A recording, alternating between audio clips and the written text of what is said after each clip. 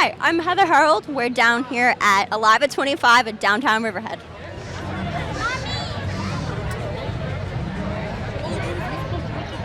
I'm here with Tucker Bock, who recently just did some racing down in Florida. Why don't you tell me about that, Tucker? So we raced at the Firm, and that was a road course. Racing a road course is a lot different than racing an oval because you really got to get over your fear of being able to turn right. So when you got to turn right too, it's a little bit different than just having to turn left. And then we raced at Citrus County, where we ran open plates, which means there's no restrictor plate in them, so we were able to go a little bit faster. I topped out at 87 miles an hour down there, but the third day there on Wednesday, I crashed 83 miles an hour head on, and I tore the whole left front apart. And then we figured, because you could have raced dirt, we figured we're not going to race dirt because the company at INEX didn't have enough parts. So then we decided to just come back, spend some time in North Carolina, visiting race shops and that stuff. So that was really fun. Then when we got back, we had a couple races at Riverhead coming up, so then we had to prepare this car for that. Once it was prepared for that and everything was ready, we went out for practice, and the car was feeling good, but at the same time it wasn't turning the way I wanted it to, and I was letting all the way off in the corners, which I gotta be on the throttle in the corners. So then when the races started, that was more pushing past my fear of being able to go faster. Because last year you had to run a blue restrictor plate, not a red one. So the red one limits. So the whole purpose of the restrictor plate is to limit the amount of fuel going into the motor.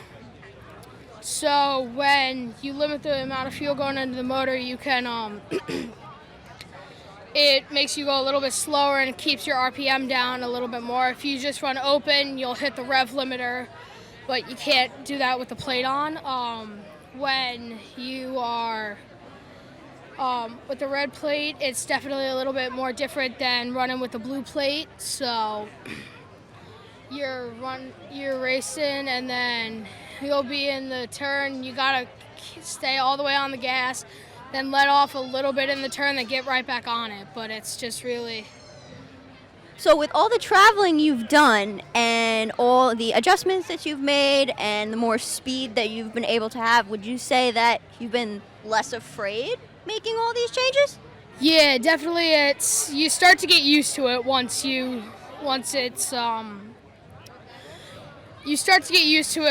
able to push past your fear. So once you're able to push past your fear, it's a lot easier to go faster. So it's definitely way easier to push past the fear when you're...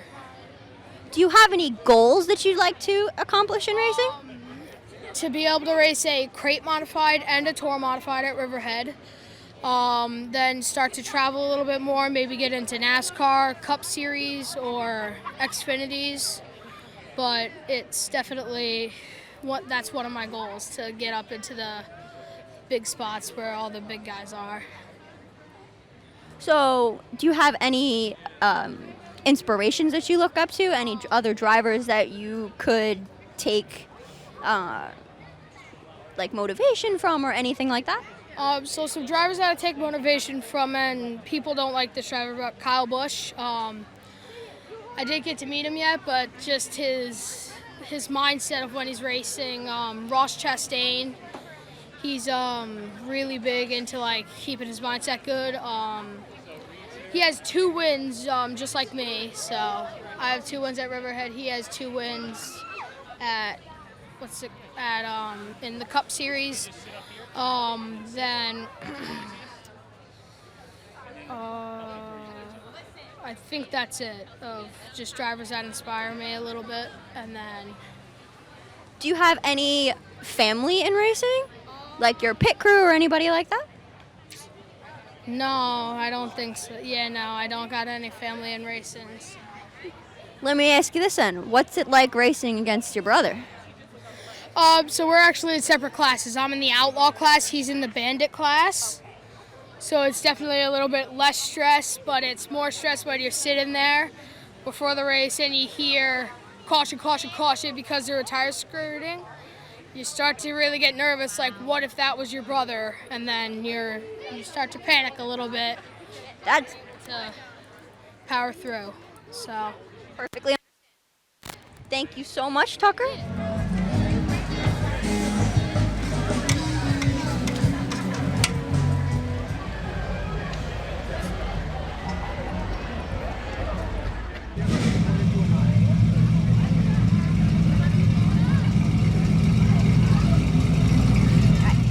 I'm here with Kix Bock, and I recently just interviewed his brother, so now I'm here with him today.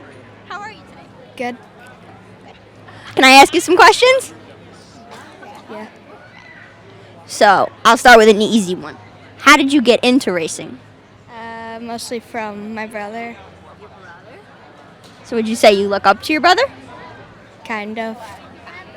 Would you say he inspires you? Not that much, but Who is somebody that inspires you when it comes to racing? Ross Chastain or like Daniel Soros. So, do you have any goals? Would you like to maybe win a race like them one day? Yeah. Would you want to win it in your Bandolero, or would you want to win it in, let's say, a bigger car? Both. Why both? Because A, I'll have a win in a bando, and B, I'll also have a win in a bigger series. Okay. You're just checking off all the boxes then, aren't you? Right? Yeah.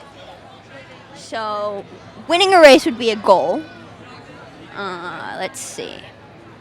How did you get your start in racing? Did you start in the Bandolero, or did you start in a smaller, like a go-kart? Mainly competitive racing, starting in a bando. So have you ever driven anything else before? Just the Bandolero, or? I've driven a go-kart at like places like But no other competitive racing besides the Bandolero, right? pretty much. Okay, nothing wrong with that. Nothing wrong with that. Do you have any family that races? Like, who's on your pit crew?